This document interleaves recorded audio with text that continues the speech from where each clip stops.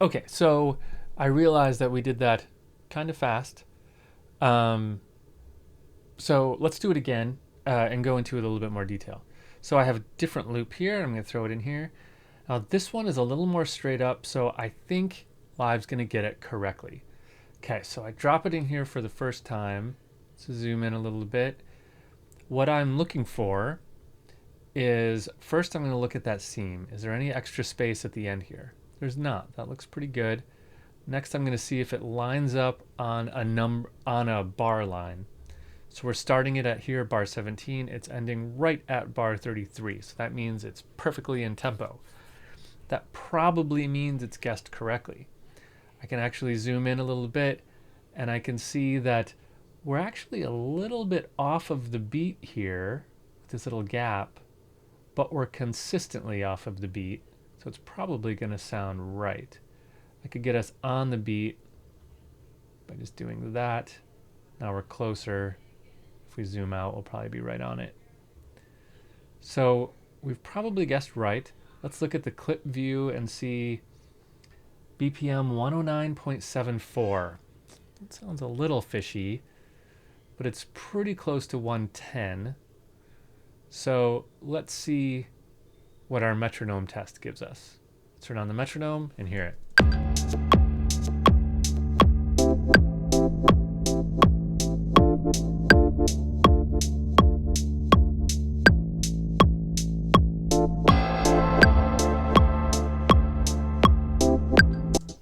Okay, we are on the beat, but just a hair off. So let's tidy it up.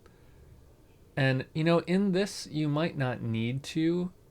This might be tight enough because it's loose, it's a little off, but I am going to try to tighten it up. So I'm going to loop just this first bar. Okay, now I'm going to go into our warping and look at this. So first thing is I have this gap right at the beginning. That's probably the biggest thing throwing us off, is just that little gap right there. So there's an easy fix for that.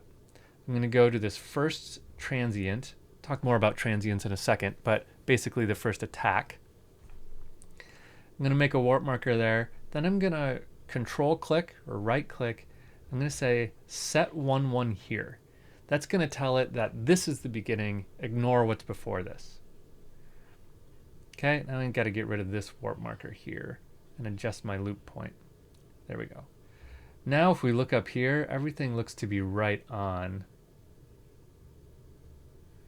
So that might just be enough. Let's hear it with the metronome now. Yeah.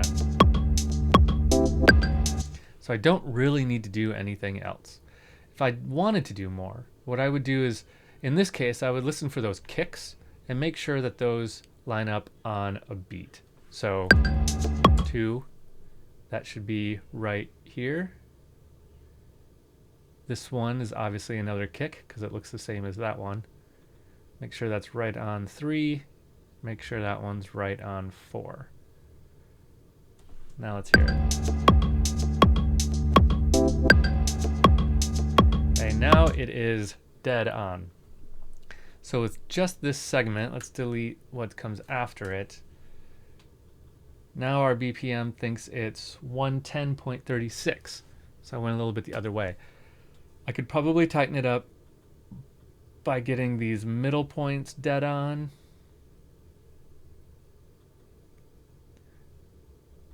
Which I wouldn't actually do in practice, but if you're looking for more things to just kind of lock down to make it tighter, the next one would be the middle point, which in this case is going to be that hi-hat.